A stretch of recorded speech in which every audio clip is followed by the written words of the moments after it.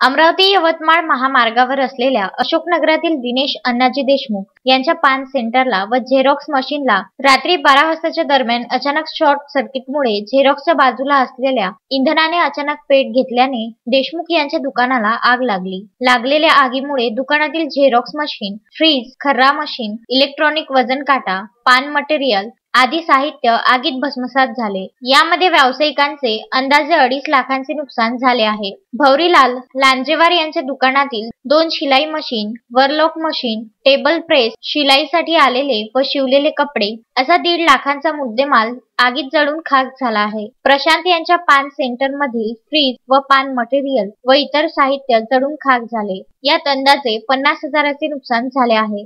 तिन्ही दुकाने आगीच्या कवेत घेतल्यामुळे आग आटोक्यात आणण्यासाठी बंडू जयकृष्ण बोरकर यांच्या बोअरचे पाणी घेऊन आग विझवण्यात आली। आग विझल्यानंतर नेर नगर परिषदेची अग्निशमक गाडी घटनास्थळी पोहोचल्यामुळे जनतेने रोष व्यक्त केला। या घटनास्थळी जाऊन नेर पोलीस स्टेशनचे राजेश चौधरी व पवन चिरडे यांनी पंचनामा केला। आग विझविण्यासाठी बंडू बोरकर, मोहन पापडकर, प्रशांत वगारे व अक्षय विधाते यांनी अथक परिश्रम घेतले।